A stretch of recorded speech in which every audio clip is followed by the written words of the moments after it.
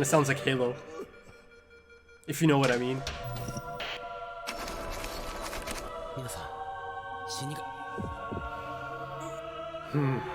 Alright.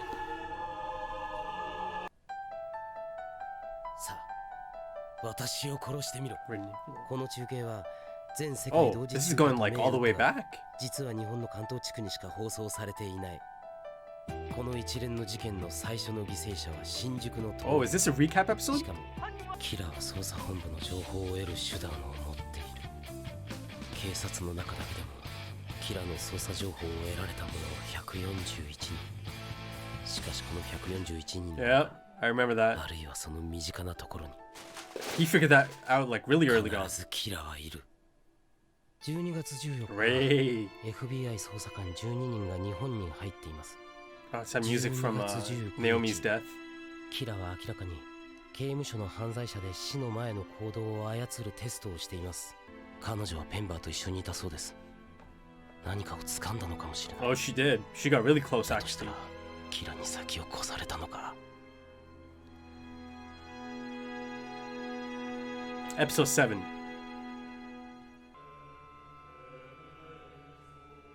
私はエルです。 Iconic moment, man.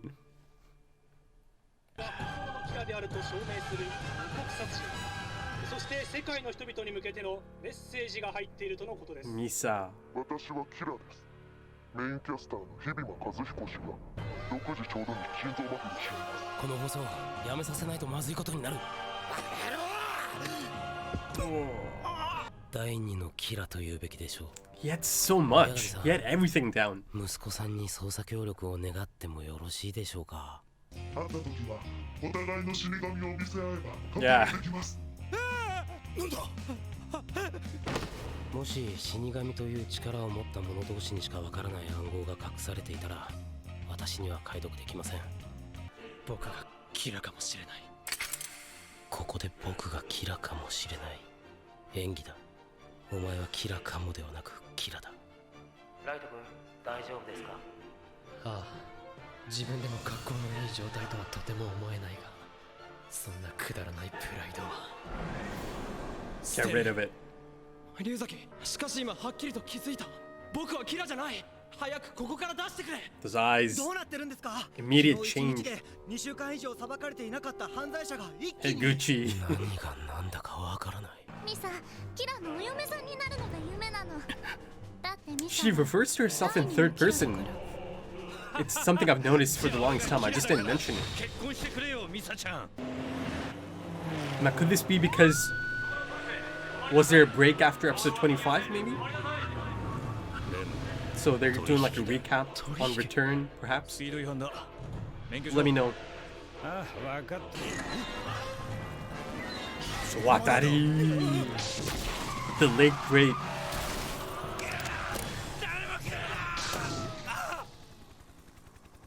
樋口のバッグの中にあった。どうしました、八神さん。化け物。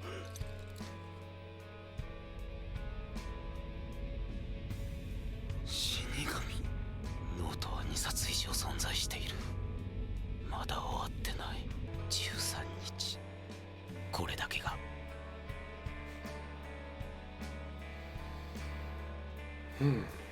この記録は私がキラ事件に関して調べたものの全てである。これが人の目に触れているということは、すでに私はこの世に They do that a lot in different in stories. 私が残した確固たる成果とし、ここに記す。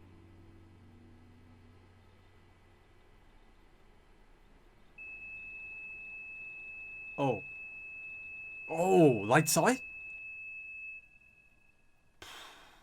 Okay, so it was kind of like that was everything essentially L had in his notes. Actually, that's kind of cool. It's a recap and it's kind of functional for the story as well. しかし渡りって実はすごい発明家だったんですね。いくつもの特許による資産をもとに世界中に養護施設を創設か。もう偉人ですよ、偉人。しかしエルも渡りもいなくなった Right, there ら it is. ここで捜査を続けるわけにもいかない。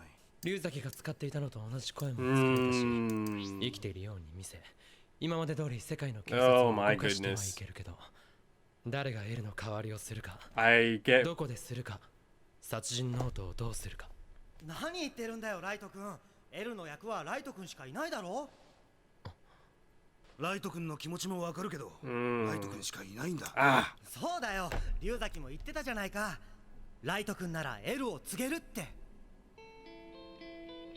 No one, come on, no one's seeing the. やはり龍崎がいないとぬるい。あ、わかった。Ah, that's interesting. ワンルームでも部屋を借りられるといいんだけどね。息子の一人暮らしに私が仕送りするぐらい何の不自然もあるまい。そうですね。じゃあこれからはライト君の借りる部屋が捜査本部ってことで。あとは殺人ノートをどうするかか。それも深く考える必要はないな。人が手にしないところに、この5人の中で絶対ノートを使わないと信用できるものが隠せばいいだけだ。局長、お願いします。局長なら絶対だ。正義の塊ですから Slowly ね。 goes up. 私か。わかった。龍崎の仇を取りましょう。まだキラはいるんだ。必ず捕まえよう。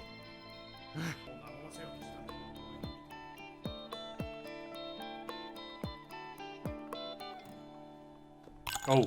ライト、久々のデートなんだからもっと楽しそうにしてよ。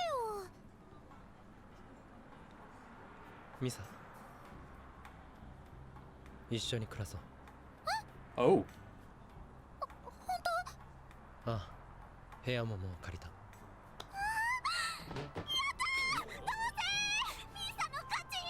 I'm sure it's part of his plan. 清美とかマリとかユリとかに大丈夫だよライト。エルを欺くのに利用しただけだもんね。わかってる。 Whoa, look at that. これで本当にエルとの決着はついたのか。じゃあもうあんまり面白いものは期待できないな。 I'm sure you そんな can. ことないよ、リュウク。これからは I'm the god 新世界の創生を見せてやるよ。 of an. Yeah. おお。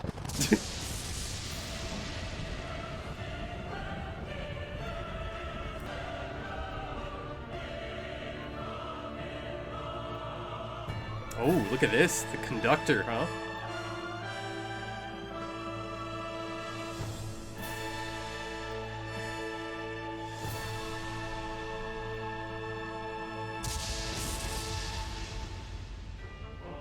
Oh. Back at it, huh?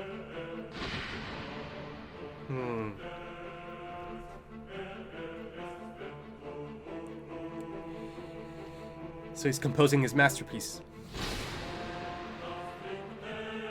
Oh. Oh.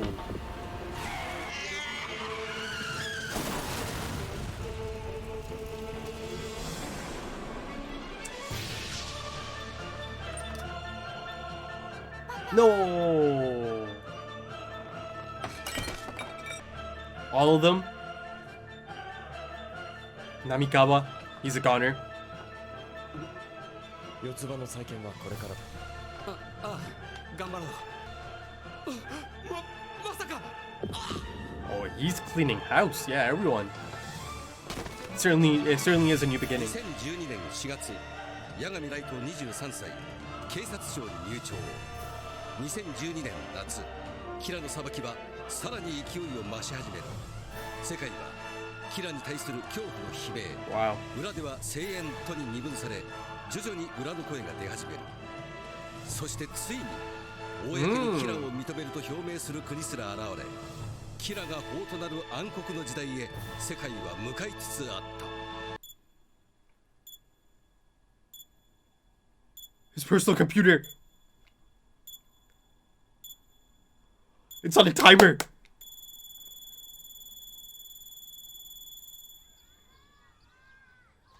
It's the house. Ah, no. Okay. Now I see it.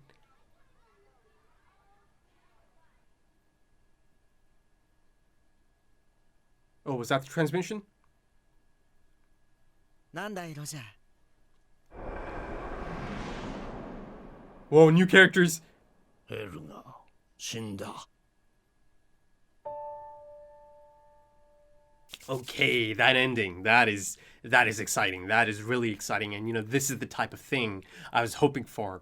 And yeah, actually a lot of the things I discussed in the last episode or the post-episode portion of it, yeah, it feels like I've kind of covered this episode in that discussion, kind of, So indeed, of course, as expected, L had contingencies. Of course he did.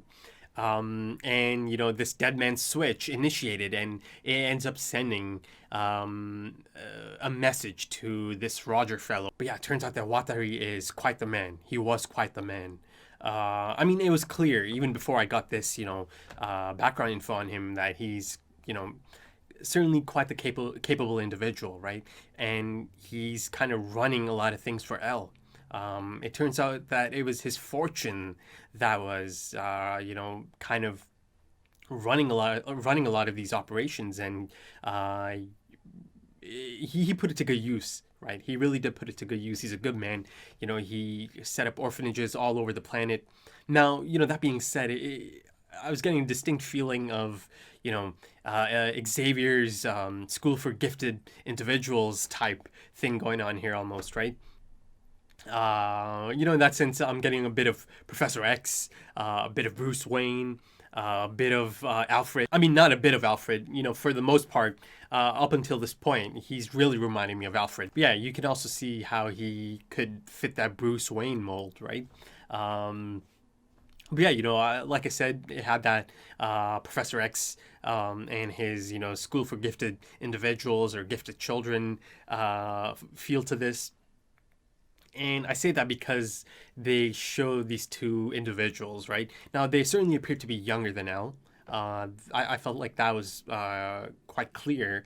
And, this Roger fellow, now, he seemed... It appears that he knew Watari and maybe even L for, a long time. He's clearly the caretaker here, right? Because Watari's not there, right? He's off doing things with L, who's the head honcho essentially. L, that is, in that position. More on that later. But this Roger fellow seemed visibly dejected and sad about this news. L being dead, and of course that meaning that Watari has probably died as well.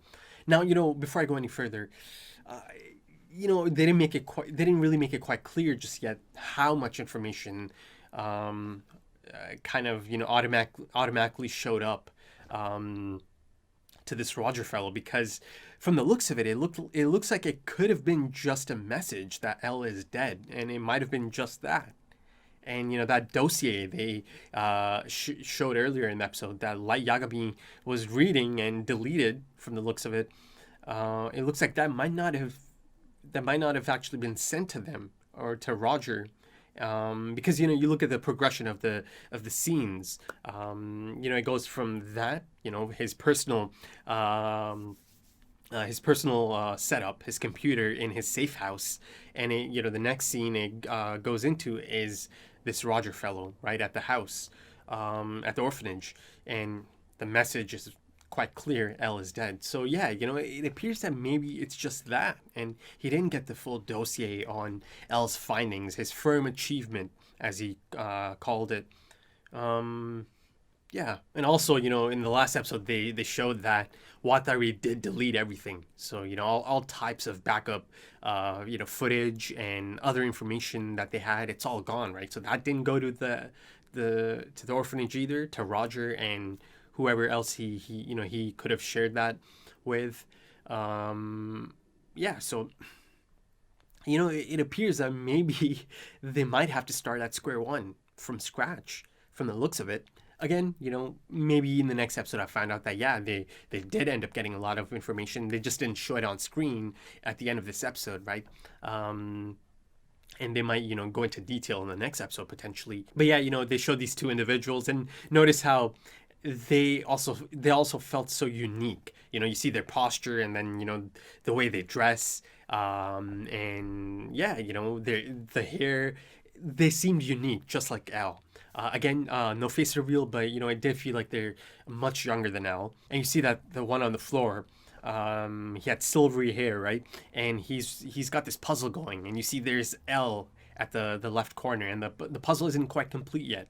It's almost complete, but it isn't quite complete yet. So I look at that as, oh, this individual or these individuals, they might not be there just yet. They might not be the final product just yet, but they are, essentially next in line.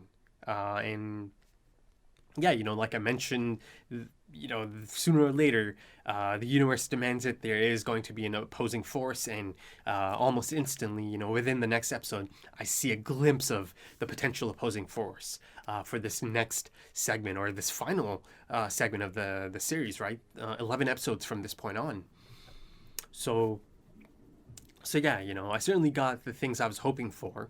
So yeah, as one journey is ended, and the curtain has, closed on Watari or Quilish and L, whose name I still don't know, and they confirmed that they didn't get any information for L.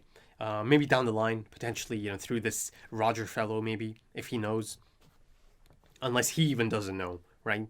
I'm excited. I'm excited to see more of that place and these two new individuals and Roger. And I'm assuming he's going to essentially take up Watari's position, right? Because Watari or Quilish is gone. He's out of the picture. So, Roger seems to be the next in line. So in that sense, it's kind of like, the next generation coming in. Though, of course, Roger is a bit old, right? He is. But, the next generation aspect of it can certainly apply to these two individuals. So cut off one head and two more grow in its place or take its place, right? So yeah. It goes back to that point that they set this up some time ago. Again, I brought up this episode in my last discussion as well for episode 25. That the potential of L being a position and they're being successors. I mean, L himself straight up brought that up, right? The successor to the position of L. And again, that notion is brought up in this as well inside HQ, right? As L, as expected as I expected in that last episode, or in the conclusion of that last episode, or in the discussion, that Light is primed. He is perfectly in position to slot right in as the new L. And yeah, it played out like that, didn't it? And the task force played right into it. Ayazawa and Matsuda, they certainly helped his cause in that sense, didn't they? But yeah, Light took up that position, the successor to L, the fake L, essentially. But little does he know there might be actual successors to L, or at least ones in training from the looks of it. Like I said, they still seem quite young, but but then, that being said, they've also established that there's time skips, time jumps in this episode. The first one's not too big. It's a 10-day time skip after L's funeral, right? And they kind of take us back to the HQ after those 10 days. But, the major time skip appears to be right at the conclusion of the episode because, quite a bit has happened. The state of the world has changed quite a bit, right? And the narrator... Now, I'm not sure if that's meant to be someone important or that's just meant to be a generic narrator. They mentioned 2012, right? So it appears that it's like I know they've mentioned the year this was taking place in at some point. I think it was really early on in the first, half of, or maybe in the first 10 episodes at some point, 2008. 2006 or 2007, one of those, right? That seems to be ringing a bell. So it's a potential 4 to 6 year time skip at this point because they mentioned that in 2012 Light Yagami joins the police force, and you see at the end there that Kira's crusade is in full flow. Light Yagami has made some substantial progress, right? That one line of dialogue, or that one thing they said, the world is now entering this new dark era of Kira, or Kira as the law, right? So That certainly takes some time, and for that reason they've established this time skip. And of course, in that time span, a lot of interesting things have happened or developed. They mentioned that some countries have expressed their acceptance of Kira, right? That's insane. That is insane. Those are the types of heights he's kind of reached, on this crusade of his. And some might have done it by choice, some might have done it reluctantly, right?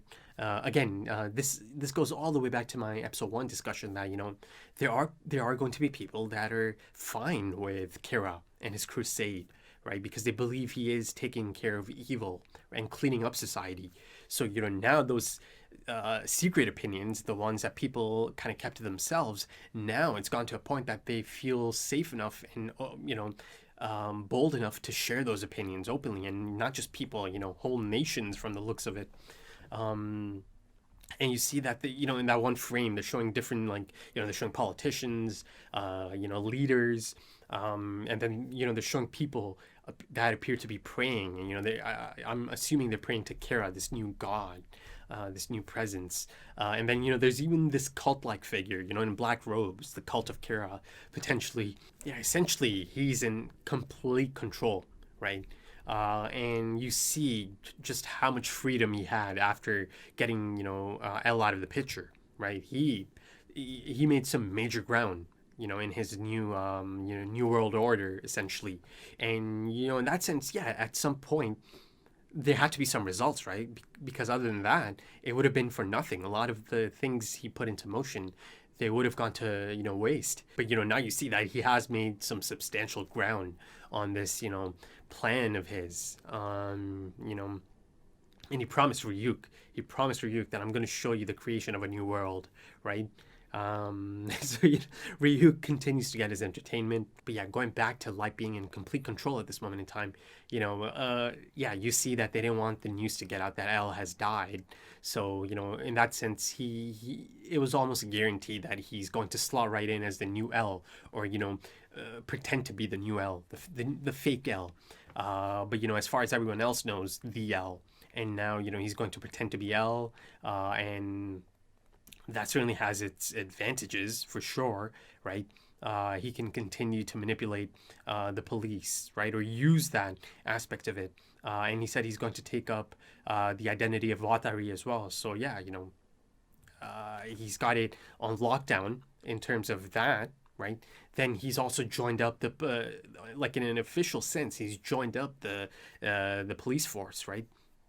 Now they called it something else. They had a really specific official sounding term, but let's just keep it simple and say he joined the police force in some capacity. Some of these things are the types of things that I do think should be throwing up red flags for the task force. But I'll address that. But getting back to him being in control, then he's got Misa, who's got the Shinigami eyes, and I've got to say that scene of him on that rooftop, him and Ryuk, of course some beautiful imagery for sure, but then going into that scene of him kind of implementing or really getting down to his plan now that L is out of the picture. I love the presentation of that. It was such a unique and effective presentation to present it as this maestro conducting a masterpiece, right? Kira's masterpiece, that is. I thought that was a great scene. One of the most memorable of the entire series. To be honest, I quite liked that presentation. So instead of a baton, he had his pen, the mighty pen. In addition to actually killing a lot of criminals, he kind of tied up a lot of loose ends, right? Kind of wanted to end that chapter. And of course, the loose ends being the Yotsuba Corporation executives, right? Namikawa and a few of the other guys. And of course, he took out L's two associates that, that helped him out in that Yotsuba Corporation arc. He tied up a lot of loose ends. And, that the final shot, that was the Twin Towers, wasn't it? So a shot of the States, or, a shot of America, is that alluding to something in this next part of the series, to be showing that, unless I'm mistaken, but that was my first thought on that, the Twin Towers. So yeah, let's see if that has any significance. Showing that image and showing the stakes. But all of that being said, it's now Light's turn to be in the dark about something. Just like this whole time, or for most of this, L was in the dark about, the presence of Shinigami and the supernatural Book of the Death, right? Or this whole supernatural aspect that is attached to Kira, right? This is, he was up against this and he didn't even know it, right?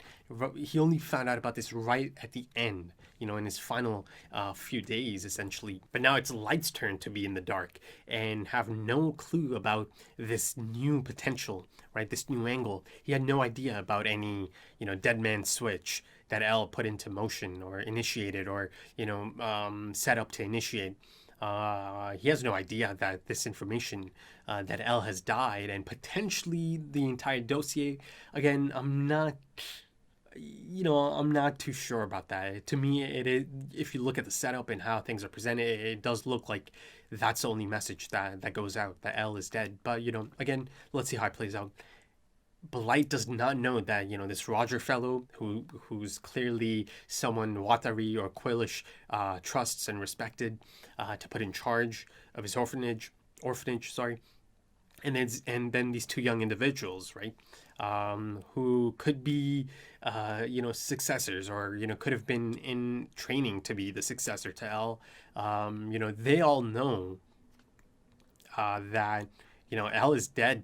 The L they knew is dead, right? So Light doesn't know this, and there's every chance that he's going to get bamboozled by this at some point in these final 11 episodes. So even though he might be feeling quite untouchable, quite invincible at this moment in time, and to be fair, for good reason, the things he's kind of accomplished here, you could totally understand if he is feeling quite untouchable at the moment. But it could certainly play against him down the line, because at this point in time he has no idea about this, right? That there is an opposing force, or the beginning stages of an opposing force, right?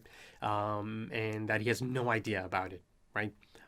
So let's see, and in that sense, I feel like even the loss of L could kind of lead him to, taking more risks, and this newfound freedom could kind of lead him to take unnecessary risks, right? It could lead to slip-ups. I think it could. I really do think it could, because L presented that challenge, right? He presented that rival aspect to all of this. He kept him on his toes and he kept him in check, right? Light simply had to be at his best, and he had to, make sure everything is airtight, that he's not taking any unnecessary risks. And that was because of his rival, L, right? And, like I mentioned some time ago, and this was around the time L straight up just confronts Light Yagami at graduation and tells him he's L, right? One of the most memorable moments of the series. Around that time in my discussion, I mentioned that, rivals can kind of, push each other and motivate each other to perform at higher levels, right? And, you see that it did push Light Yagami, and it pushed Kira. But, now that challenge is gone.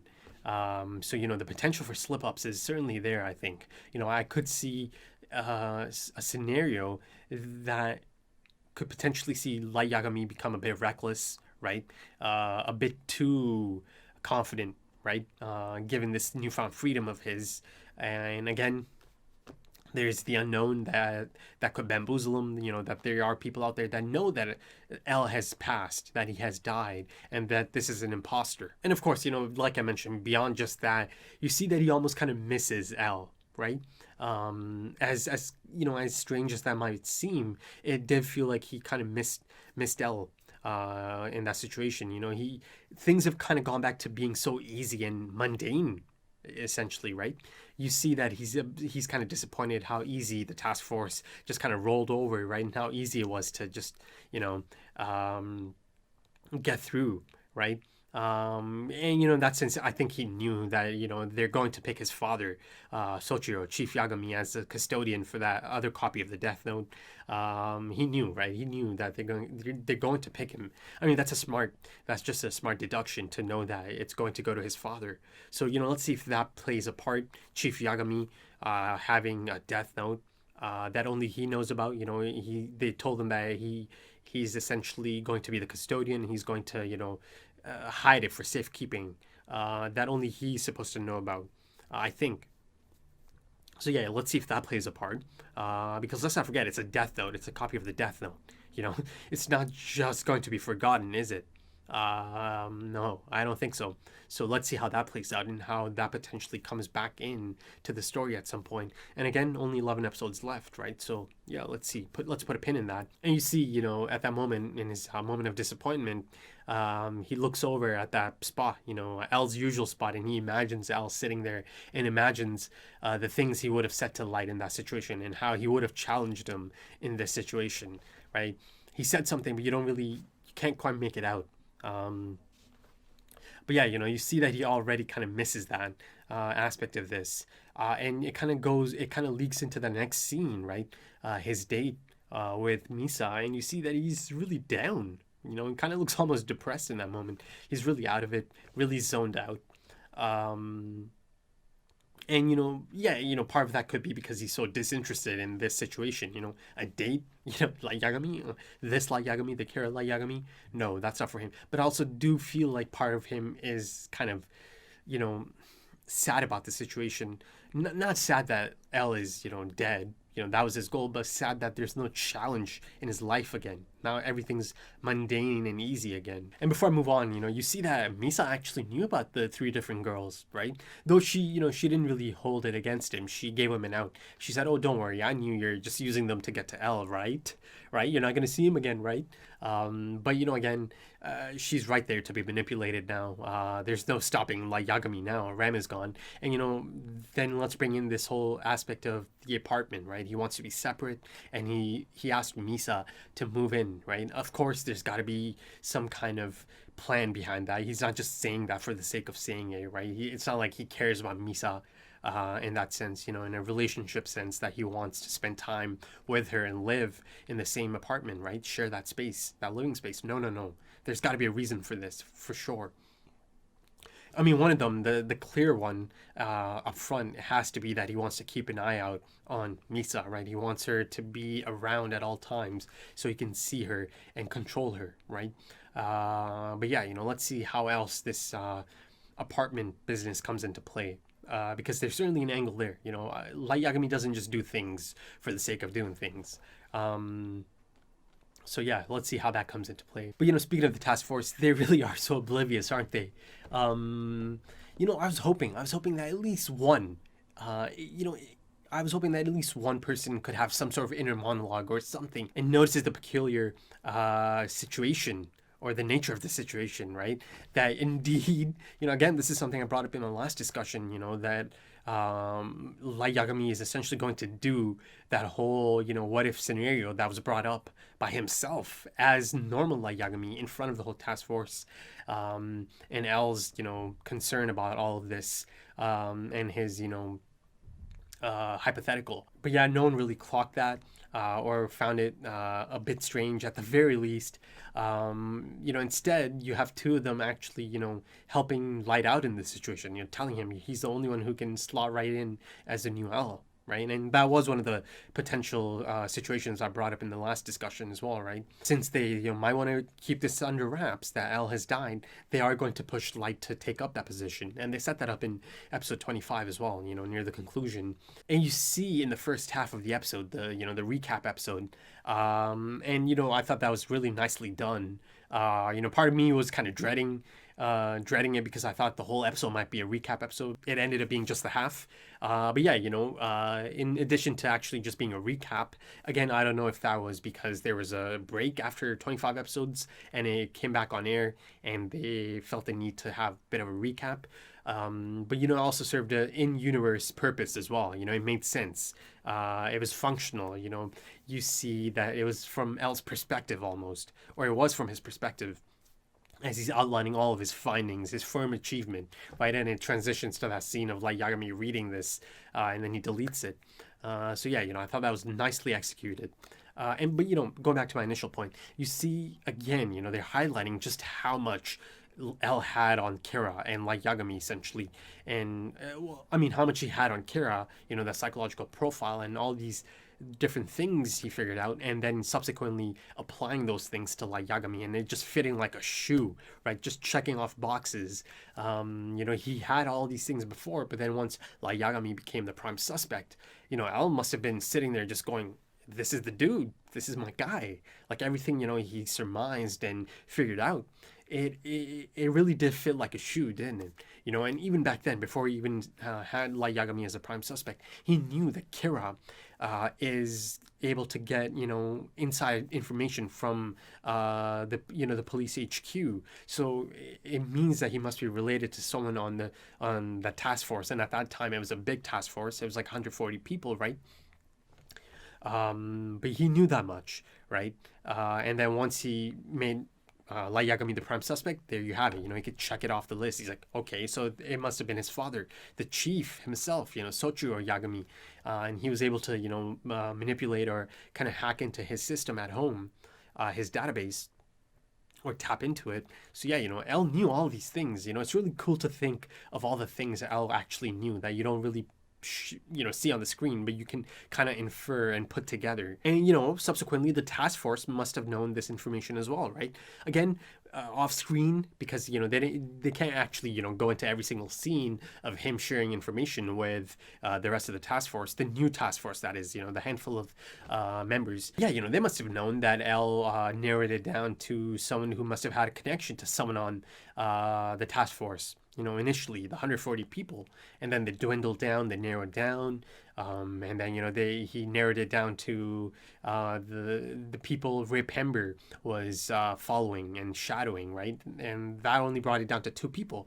There's so many patterns here. There's so many things that are too much to be just a coincidence. So that's a frustrating thing about no one from the task force clocking any of this. I remember slamming my fist at one point because it is frustrating.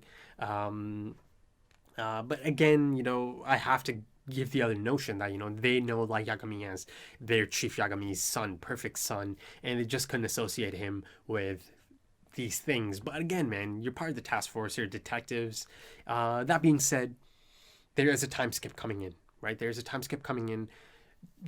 And it appears to be a few years, and things can change at that time. So I haven't completely lost my faith in the task force, or at least even 1 or 2 members of the task force, or, all it takes is one, and then, maybe he can help convince the others. I don't know. But I still have hope that at some point, some of these things start clicking, and some of these things start becoming a bit strange. The coincidence of all of this, appears to be a bit strange. So I still have hope. Let's see. I still have hope. And, again, speaking of the coincidence, they mentioned that in 2012 he joins up the police force. And then in the summer of 2012, Kira's judgments really pick up momentum, right? So, come on, it's right there. It's right there. I hope someone sees this and starts putting things together, or starts seeing that things are a bit strange how things are playing out here. And to sign off the first portion of this, the recap portion, I really liked how it flowed and how they incorporated the incredible score, the soundtrack of Death Note into it. And you see a lot of different arrangements. Some of these scenes are being paired up with different music, different score. So, I really did like how they presented that flashback or that recap. But yeah, that's about it for this episode. Clearly a definitive ending to it all, right? And the start of a new chapter. And of course, the time skip aspect is interesting. It is quite exciting as well to see how everyone is after a few years, and how the situation is after a few years, because, it seemed quite grim. They mentioned a dark era of Kira, the law of Kira, or that Kira is law. I am justice, right? It goes back to episode 2, that Kira is justice, or Light Yagami believes he is justice. And yeah, at this moment in time, he is justice. Kira is law.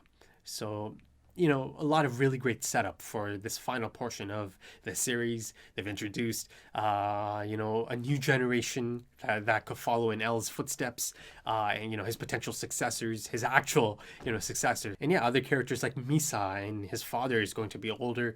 Misa's going to be older. Let's see how, if Misa's changed at all in that time, any aspect of her personality, her disposition. Let's see. The signs are there. The signs are there that, you know, even in a post-L segment of this story, of this anime, the potential is there, right? The potential is there because there is a lot of great setup here. There is a lot of intriguing setup here. So let's see.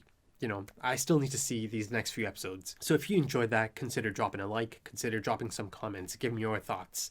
If you're interested in full length or perhaps early access to the next episode, consider checking out the Patreon page. As always, it's only an option, and it's entirely up to you, and it's an option for anyone who's interested in content beyond the scheduled content or, you know, the perks of being a patron. If you are, the link is in the description and the pinned comment. And also a reminder that later in this month, Full Metal Alchemist Brotherhood is also joining the lineup on Mondays. That's going to take up the Monday slot, and that's going to give me a full 5-day upload split. And of course, you know, Vinland Saga is up and running by the time this is going up. So yeah, that's taking over for the Friday slot for Shingeki. So yeah, you know, consider checking out the other content on the channel. Right then, that's about it for this episode. Thank you for joining me once again. Thank you for your time, and I hope to see you again soon for the next one. So until then, take it easy.